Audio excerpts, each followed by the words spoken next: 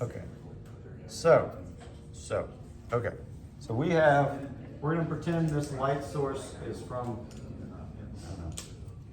infinity. Because mathematically, that's the easiest way to calculate how lenses work. So if I were to pick up, and I could have brought my tape measure, but it doesn't really matter as much for today. So if that light source is from infinity, and I have a plus 4 lens, where is that light? How far away is that light going to focus? 25 centimeters. So anyway, if I start all the way up close, you can see here it's kind of dim, but the size of the aperture of this lens is whatever that is, an inch. When I put it on here, it's converging light, so this little circle of light here is no longer as large as that lens is. And as I bring it further away, it's going to converge it more and more and more and more. And eventually it's going to bring it to a point, or close enough.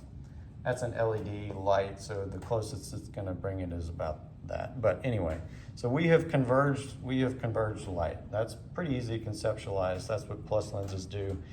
They bring light to a point. A minus lens is going to do the opposite. What's going to happen when I put a minus lens in here? You can see the circle of light.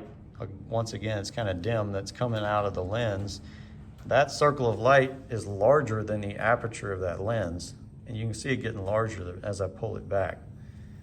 So you can tell that it's diverging light. It's taking the light from this tiny little aperture here and diverging it as it goes out. So that circle gets bigger. So it's diverging light away in all meridians. Okay. So now let's see what happens with a plus cylindrical lens. So we have a plus 5 cylinder spherical lens.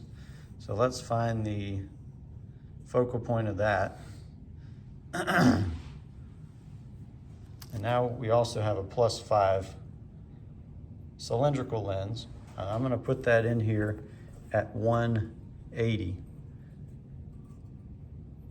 So the axis of that lens, that's what those marks are telling you is the axis. So you can imagine this as a cylinder coming all the way out from this way. It's curved this way, but it's flat that way. So which way is it going to focus light? It's going to focus it into a horizontal line at the exact same distance that the plus sphere lens focused the light.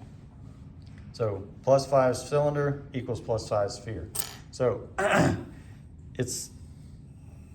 you can see that focal point, instead of just kind of blurring, it's turning into a horizontal oval when it's not at the correct exact distance. So if you get it the right distance, which should be, this is a plus 5, so that should be 20 centimeters.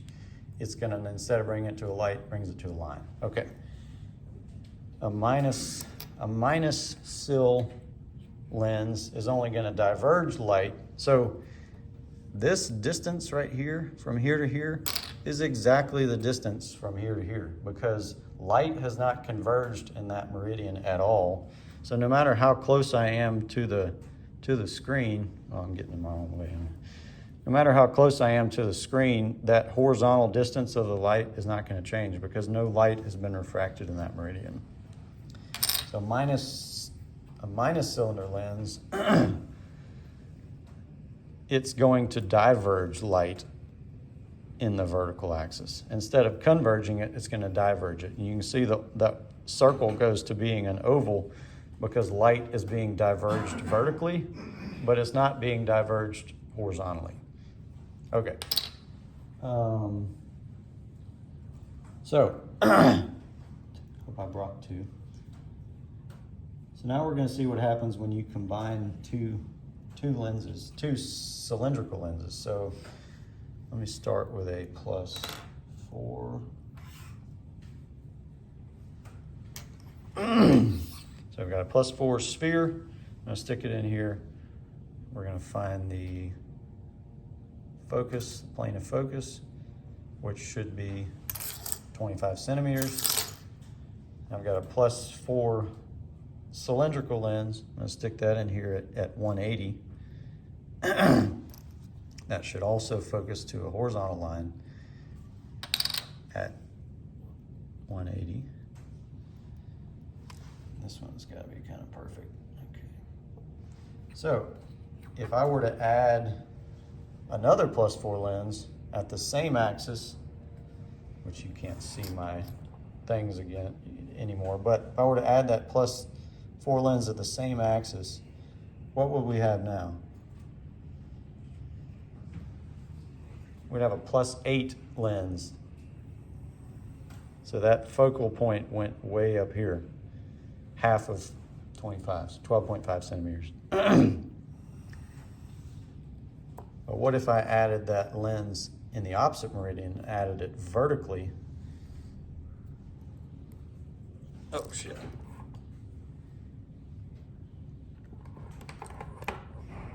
This is like, okay, there we go. If I added it vertically, what am I doing? Oh, I'm getting in my way. I'm gonna put it in here vertical when the other one is horizontal. If I get it just right, it turns that lens into a +4 sphere lens. So we've now, just like I said earlier, it's got a cylinder lens is like half of a spherical lens. If you add two half lenses together, you get a whole lens. So a +4 like this and a +4 like this equals a +4 sphere lens. It refracts light in the exact same way, and we can see that now. It's focusing it to a point instead of just to a line. So you've got those two vertical and horizontal lines are now on top of one another, which focuses light to a point, which is what we're trying to do with refraction. So, okay. So now we're gonna pretend to refract a patient. So if we have a let's see, if I put this lens in here, so I've got a -6 lens. If I find the focal point, and we imagine this is the cornea and the lens put together, and this is the retina. This would be this patient's perfect vision, having light focus perfectly on the retina. It's kind of tough to see, but anyway, y'all get the point. So the best vision is getting light perfectly focused on the retina. If I were to move this forward, where is that light focused now? Well, it's actually focused like out here in the vitreous in imaginary space. So what have we created? Hyperopia or myopia? Myopia. So if we were to push that forward, now light is focused behind the retina, that's hyperopia. So the way to correct hyperopia would be to add power to bring that focal point forward. So let's add a little bit of power. Let's add +0.5. So that changed it a little bit. So that light went from being there to there, so that's a little bit forward, but that wasn't enough. So I'm gonna add a diopter. So patient said, so you say, what's better, 1 or 2? And you added plus, he's gonna say, that's better, number 2 is better. 1, 2, 2 is better because the light is focused more crisply. But it's still not that great. So we're gonna add a little bit more. Where's my +1? Apparently I left the +1 at home. Okay, here's a +7.5. Yep, we're getting even closer. Let's go +150. Yeah, that's pretty good. So we have now focused the light, we're gonna pretend pretty well onto the retina, because we had a hyperopic situation, right? The light was focused behind the retina. Light is focused right here, but the retina is up here, so he's hyperopic, so we're gonna add more power and bring that light into focus on the retina. And we can do the same thing, pretend they're myopic. So now light is focused up here in front of the retina, so we're gonna add some minus, and let's be quick about it. So I'm gonna add a -2. I think we may have gone too far the other direction. Let me see, I'm gonna add a -50. Yeah, that's closer.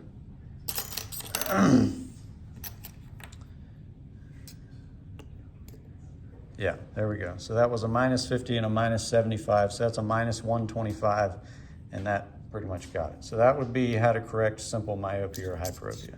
But most people don't have simple myopia or hyperopia. So make sure I'm doing what I'm supposed to be doing here. Okay, so I'm gonna create astigmatism by using two different spherical lenses and putting them, cylindrical lenses and putting them together. Where's my +4? There's my +4. Okay, so this is where the money's at. So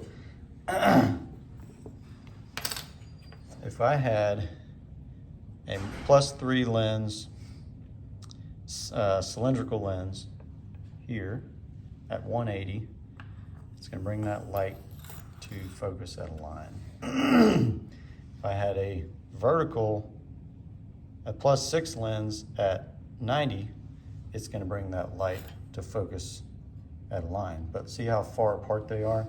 So I'm going to put them together and create a spherocylindrical lens. So we now have a six diopter lens vertically and a 3 diopter lens horizontally. And we're going to see what that does in real life. So first thing we're going to do is we're going to find the vertical focal line. So that is created by our +6 lens. Okay. Now we're going to find the horizontal focal line. That's the +3. Let me change that to a +4. It'll work a little better.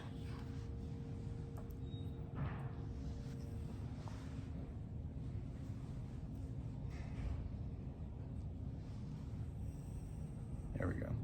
There's our +4 line, which is focused at 25 centimeters. There's our +6 line, which is focused at whatever 1/6 would be centimeters. But let's go slowly from that line to this line, and you can see the circle of least confusion. Is that showing up on there? So the area between the lines is that spherical equivalent power of this lens, which is the circle, turns into a circle. So we got a line, vertical oval, a circle, horizontal oval, and then down to a horizontal line. So if we were to measure the distance, so I have a +4 lens and a +6 lens now. So the +4 is focusing, well, +4 is focusing at 25 centimeters. The +6 is focusing at whatever that would be. What's the spherical equivalent of a +4 and a +6 together? It's +5. So if we were to measure how far away that circle of least confusion is, it would be 20 centimeters away. So if this is a, okay, so let's go back to, well, I don't have that plugged in. But y'all remember what myopia with astigmatism looked like. The first thing, so we had both focal lines apart from one another, both in front of the retina. So let's create that here. So you've got both the focal lines, but I'm going to bring it forward up here. So these focal lines are focused out here in space somewhere. So the first thing we're going to do is push the circle of least confusion back. And how we're going to do that? We're going to add minus sphere. So this will be the first step in refraction. So we're going to add some minus sphere. So I'm going to add a -1. So that's a little closer. That's not a line anymore. That's an oval. So that's getting better. But I'm going to add a little bit more. So I can find a -2 or 3. Here's a -3. Okay, that was too much. I'm going to add a -2. So we're correcting their sphere right now. Wait a minute. No, I need like a -150. Okay, we're going to pretend. We're going to pretend the -2 was perfect, and we have now brought, shit. Okay, never mind. Where'd my -1 go? There it is. We're going to pretend the -1 was perfect, and we brought their circle of least confusion onto the retina. So the spherical equivalent of that patient is -1, because we've now put that circle of least confusion on the retina. So one of the focal lines is now in front of the retina. So if I push this forward, we'll find that one focal line. And one of the focal lines is behind the retina. It's back here. So what do we need to do to those focal lines? We need to bring them together. So we now have them centered on the retina. The circle of least confusion, the spherical equivalent is there, but we want to bring them together. So I happen to know exactly how much astigmatism he has because I'm the one who created it. So he has the difference between 4 and 6. He's got a +4 like this and a +6 like this. So how much astigmatism does he have? 2. The difference between that. So I'm going to show what would happen if we added just 1 though. So he's got +4 like this, +6 like this. So he is steeper. So the power of the +6 is actually in this meridian, correct? So this guy has against the rule astigmatism. So we know that we're going to correct that with horizontal. That would help. We're going to correct that with horizontal cylinder. I'm going kind of fast, but it's 8 o'clock. So if I were to add +1, so let's remind us where these focal lines are. One of them's way back here, one of them's way up here. So we're going to keep that. We're going to keep that circle of least confusion on there. I'm going to add +1 of power, even though I know he only has that he's got +2.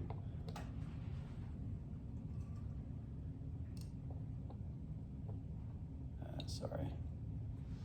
Okay. So we brought the focal lines closer together.